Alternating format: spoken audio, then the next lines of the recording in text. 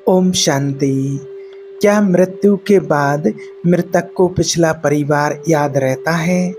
एक बहन का प्रश्न है कि जो हमारे संबंधी हमारे घर को छोड़कर, हमारे परिवार को छोड़कर हमेशा के लिए हमसे दूर हो जाते हैं, चले जाते हैं और उनके बिना रह पाना बड़ा मुश्किल हो जाता है, उनकी बहुत याद आती है। तो क्या जिस प्रकार से हमें उनकी याद आती है और उनकी याद में रोते रहते हैं, आंसू बहाते रहते हैं और उनको एक झलक देखने के लिए हमारी आँखें तरसती रहती हैं, तो क्या इस प्रकार से जैसी याद हमें आती है, इस प्रकार से उस आत्मा को भी याद आती होगी क्या हमारी? क्या वो भी हमें देखना चाहते होंगे? तो देखिए, पहले तो हमें इस बात को समझना है कि मृत्यु किसकी होती है और मृतक कौन होता है। मृत्यु होती है शरीर की। आत्मा जब शरीर में प्रवेश करती है तो जन्म होता है। आत्मा जब शरीर में प्रवेश करती है तो उसको जन्म कहा जाता है और आत्मा जब उसी शरीर को छोड़कर चली जाती है, जो आत्मा का जो वस्त्र रूपी शरीर है, इसको जब आत्मा त्याग देती है, छोड़ देती है, उसका समय पूरा हो जाता है और उसके समय अनुसार आत्मा शरीर को छोड़ देती है, तो उसको मृत्यु कहा जाता है। ये तो हम सभी जानते हैं कि आत्मा अजर अमर अविनाशी है। आत्मा कभी मरती नहीं है। आत्मा को तलवार कोई काट नहीं सकती है। आत्मा को कोई अग्नि जला नहीं सकती है। आत्मा को पानी गीला नहीं कर सकता है। धूप उसको सुखा नहीं सकती है। आत्मा अजर अमर अविनाशी है।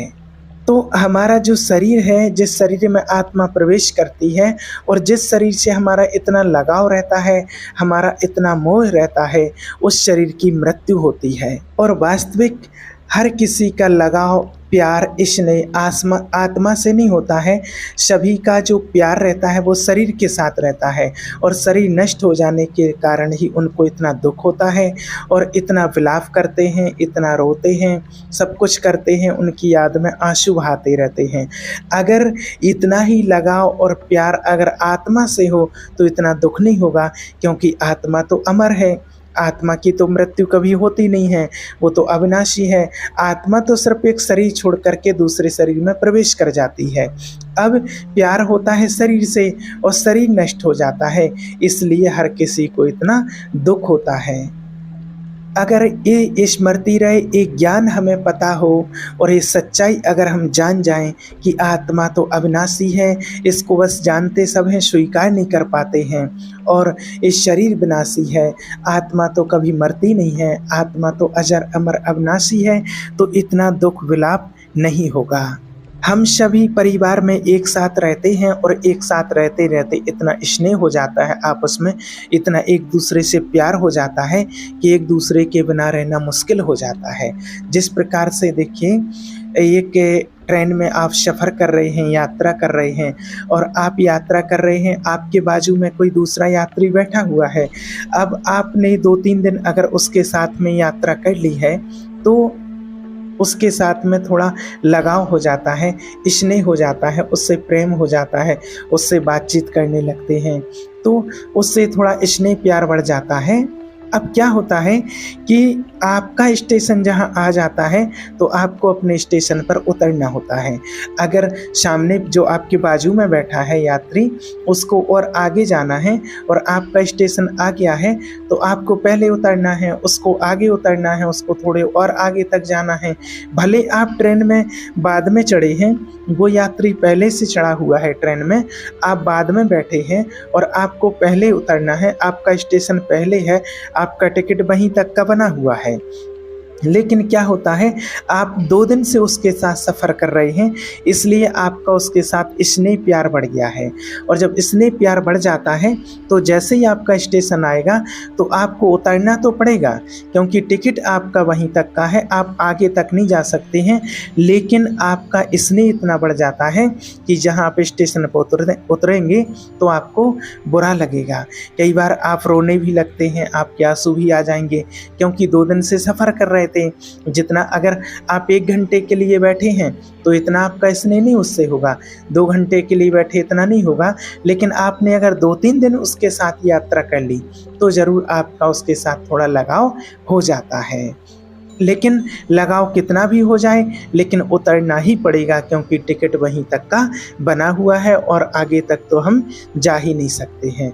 तो सेम इसी प्रकार हम सभी इस दुनिया में एक यात्रा ही कर रहे हैं। हम सभी यात्री हैं और हम यात्री बनकर के यात्रा कर रहे हैं। समय रूपी ट्रेन में हम सभी बैठे हुए हैं और समय रूपी ट्रेन आगे बढ़ते जा रही है। अब जब हम परिवार में एक साथ मिल जाते हैं, हमारे परिवार के सदस्य मिल जाते हैं, तो जिस प्रकार उस ट्रेन में हम 2 दिन सफ़र करने से हमारा स्नेह प्यार बढ़ जाता, उसी प्रकार यहाँ वर्षों से एक साथ रह रहे हम सभी यात्री परिवार के सदस्य यात्री हैं और वर्षों से हम एक साथ रह रहे, कोई पति पत्नी के रूप में, कोई बाप बेटे के रूप में, कोई माता पिता के रूप में है, कोई भाई भाई के रूप में, भाई बहन के रूप में है, पति पत्नी के रूप में है, माँ बेटे के रूप में है। तो इतना स्नेह बढ़ जाता है क्योंकि वर्षों से साथ में रह रहे हैं, इतना लगाव हो जाता है, इतना प्यार हो जाता है कि फिर उनसे बिछड़ना बहुत मुश्किल हो जाता है, बहुत दर्द होता है क्योंकि वर्षों से साथ में रह रहे हैं। लेकिन जिसका जब समय आ गया, जिसका स्टेशन आ गया, तो फिर उसको उतरना ही पड़ता है, उसको कोई फिर रोक नहीं सकता क्योंकि उसका टिकट वहीं तक का बना हुआ है और उसको उतरना ही पड़ेगा। और जब वो यात्री वहाँ पर उतर जाता है, यानी कि समय रूपी ट्रेन से उतर जाता है, उसको अपनी दूसरी यात्रा पर जाना है। उतरना यानी कि रोड चेंज होना, यानी कि मृत्यु होना, यानी कि उसकी दिशा चेंज होना, कि अब उसको कहीं और पार्ट बजाने के लिए उस आत्मा को जाना है। तो उसकी दिशा चेंज हो जाती है, तो यानी कि शरीर छूट जाता है, फिर वो आत्मा अगली जगह चली जाती है, तो उसका बहुत दुख होता है और इसी दुख के कारण हम वर्षों तक रोते रहते हैं। अब देखिए, शरीर के तो किसी को याद किया नहीं जाता है, शरीर को तो दफना दिया जाता है या जला दिया जाता है। अब याद किसको करना है? आत्मा को, क्योंकि आत्मा चैतन्य है, वो अमर है, वो अविनाशी है, अनादि और अनंत है। अब जो बात आती है कि उस आत्मा को पिछला परिवार याद रहता है या नहीं, तो देखिए, जो हर आत्मा है, तो इस सृष्टि पर जितनी भी आत्माएं हैं, चाहे वो कोई भी मनुष्य आत्मा हो, इसमें से जो इस सृष्टि पर 750 करोड़ आत्माएं हैं, चाहे वो मनुष्य आत्मा हो या फिर और देव आत्मा हो, महान आत्मा हो, महात्मा हो, धर्मात्मा हो, पाप आत्मा हो, कोई भी हो, हैं सभी आत्मा ही। और सभी आत्माओं की जो रिकॉर्डिंग कैपेसिटी है वो 5000 वर्ष की है। उसमें बिल्कुल कम और ज़्यादा, 1 सेकंड कम और ज़्यादा नहीं हो सकती है। हर आत्मा की रिकॉर्डिंग 5000 साल की होती है, चाहे वो देवात्मा हो, धर्मात्मा हो, पापात्मा हो, महात्मा हो, दुष्ट आत्मा हो, कोई भी हो। हर आत्मा का एक समय निश्चित होता है। जब उसका जन्म होता है तो एक निश्चित समय के लिए कि इस परिवार में आपको जाना है, कहाँ जाना है, कितने दिन तक रहना है, और हर आत्मा को अपने रोल के मुताबिक अपना पार्ट उसको बजाना ही होता है। उसका समय निश्चित है कि इतने समय के लिए इस परिवार में जाना है और इतने समय तक इस परिवार के साथ रहना है। जितना उन आत्माओं के साथ उस परिवार की जो आत्माएं रहती हैं उनके साथ जो हिसाब किताब होता है, तो वो हिसाब किताब उनको पूरा करना होता है। और उनका जब हिसाब किताब पूरा हो जाता है, उस आत्मा का समय पूरा हो जाता है, तो वो आत्मा वहाँ से चली जाती है। जैसे ही आत्मा यहाँ से शरीर छोड़ती है, तो उस आत्मा को यहाँ से शरीर छोड़ करके कहाँ जाना है, और उसका पहले से सब कुछ फिक्स होता है कि किस माँ के गर्भ में जाना है और वहाँ जा कर के अपना शरीर बनाना है। और यहाँ से शरीर छोड़ती है आत्मा और वहाँ जा कर के उस गर्भ में प्रवेश कर जाती है। इसलिए आप लोग इससे भी निश्चिंत रहें।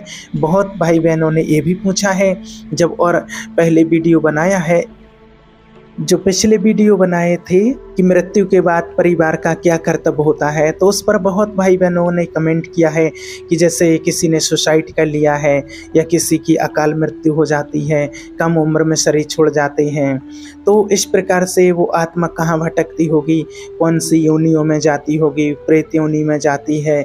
बहुत इस बात से भी बहुत परेशान रहते हैं और लोग तरह तरह के इस पर कुछ ना कुछ बोलते रहते हैं कि उनको मुक्ति नहीं मिलेगी, उनको कहाँ कहाँ भटकना पड़ेगा, कब उस आत्मा को मुक्ति मिलेगी, तमाम बातें उसके ऊपर बताते रहते हैं। लेकिन देखिए, आपको बता दें आज कि वो आत्मा कहीं नहीं भटकती है। चाहे शरीर किसी भी प्रकार से छूटे, चाहे किसी तरह से भी आत्मा शरीर का त्याग करे, लेकिन वो जाती ही है अगले गर्भ में।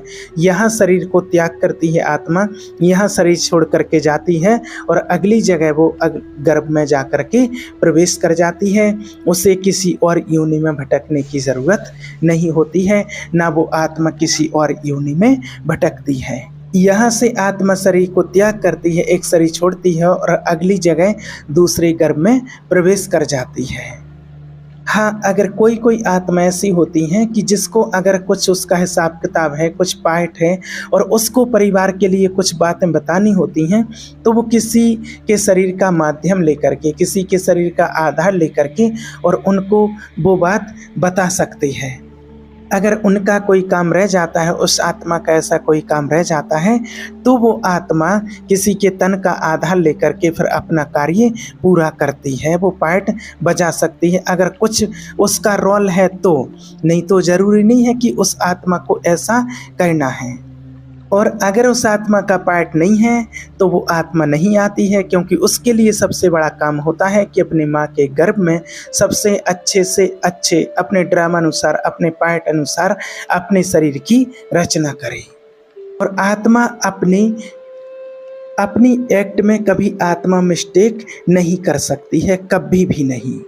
और ये जो परिवार होता है, ये परिवार तो एक टेम्परेरी परिवार कहलाता है। और जब तक आत्मा का हिसाब किताब होता है इस परिवार के साथ, तब तक आत्मा इस परिवार के साथ रहती है, अपना हिसाब किताब पूरा करती है। और जैसे ही हिसाब किताब उस आत्मा का अकाउंट पूरा हो जाता है, तभी तो वो आत्मा शरीर छोड़ती है। और अगर उस आत्मा का कार्मिक अकाउंट होता है अभी भी, तो आत्मा शरीर नहीं छोड़ सकती है। आत्मा शरीर नहीं छोड़ती है, क्योंकि जब तक उसका पार्ट है, जब तक वो आत्मा वहाँ से जा नहीं सकती है। ये बात अपनी बुद्धि में अच्छे से आपको बिठानी है।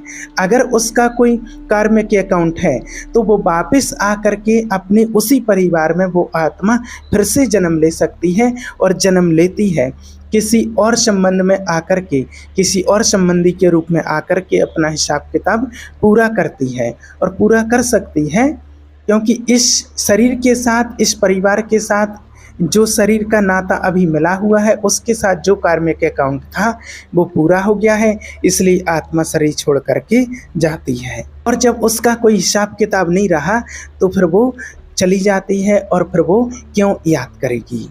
थोड़ा थोड़ा स्मृति आत्मा को रहती जब उसका अगला जन्म हो जाता है। ऐसा भी कई बार देखने में आया है, जैसे जन्म हो जाते हैं, छोटे छोटे बच्चे रहते हैं, तो उनको कुछ थोड़ा थोड़ा पिछले परिवार की याददाश्त रहती है। लेकिन जैसे ही बच्चा बड़ा होने लगता है, जब तक उस परिवार के साथ उसका लगाव नहीं हो जाता है, तब तक थोड़ी थोड़ी याद इस परिवार की रहती है। और जैसे ही उस परिवार के साथ लगाव हो जाता है, उस परिवार के सदस्यों को पहचानने लगती है वो आत्मा कि मेरा माँ है, पिता है, भाई है, मेरा परिवार है। जैसे ही वहाँ की स्मृति आने लगती है और यहाँ की स्मृति उससे डिलीट होने लगती है। इसलिए जब तक तो थोड़ी थोड़ी याद रहती है आत्मा को। इसलिए आपका फर्ज यही बनता कि यहाँ से हमें उस आत्मा को कोई दुख भरी वाइब्रेशन नहीं भेजनी है। ये आपको बार बार बताते हैं और बता चुके हैं, क्योंकि हर कोई यहाँ से रो रो करके वहाँ उस आत्मा को दुख भरी वाइब्रेशन भेजते रहते हैं। यहाँ दुखी होते हैं, यहाँ रोते हैं। और इस बात के लिए जब कहते हैं तो हर कोई, बहुत लोगों ने कमेंट किया है कि ऐसा कौन होगा कि जो अपने परिवार से कोई छोड़ करके चला गया है और उसके लिए ना रो, उसकी याद में ना रोए, ऐसा कौन हो सकता है। तो ये बात सही है। देखिए, मानते हैं कि दुख तो होता है, लेकिन ये बात आप भी जानते हैं कि रोने से क्या होगा। कई लोग ऐसे होते हैं जो महीनों सालों तक रोते रहते हैं और उसकी याद में अपना भी नुकसान करते रहते हैं और उस आत्मा को भी दुख देते रहते हैं। लेकिन ये सभी जानते हैं कि रोने से कोई वापस आने वाला तो है नहीं। जो आत्मा चली गई तो वो चली गई। अब रो करके हम अपना भी नुकसान करते हैं, अपने परिवार का नुकसान करते हैं, और यहाँ रोते हैं तो उस आत्मा को भी वहाँ दुख होता है, उस आत्मा को भी आप दुख भरी फीलिंग देते हैं।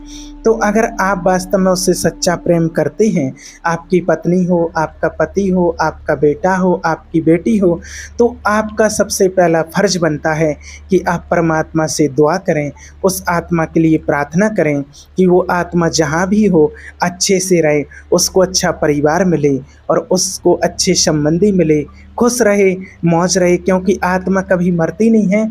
ये आपको बताई है, आत्मा अविनाशी है और वो अगली जगह जाएगी, तो वो खुश रहेगी। जब आप ऐसी दुआएं उस आत्मा के लिए देंगे, ऐसी प्रार्थना करेंगे, तो वो आत्मा भी, उसको भी महसूस होगा, उसको भी सुख की फीलिंग आएगी और आप भी खुश रहेंगे और वो भी खुश रहेगी, क्योंकि निश्चित है कि जाने वाले को कोई रोक नहीं सकता है। जिसका जब समय आ जाता है तो एक सेकंड भी उसको कोई रोक नहीं सकता है। तो हम दुखी होकर ही क्यों अब उस आत्मा को वाइब्रेशन देते रहें। जब वो आत्मा चली गई, अगली जगह पहुंच गई, तो हम उसको सुख भरी वाइब्रेशन यहाँ से दे करके उसको सुख प्रदान करें, परमात्मा से प्रार्थना करें और उस आत्मा को सुख शांति अच्छा परिवार मिले, जहाँ भी रहे वो खुश रहे। ओम शांति।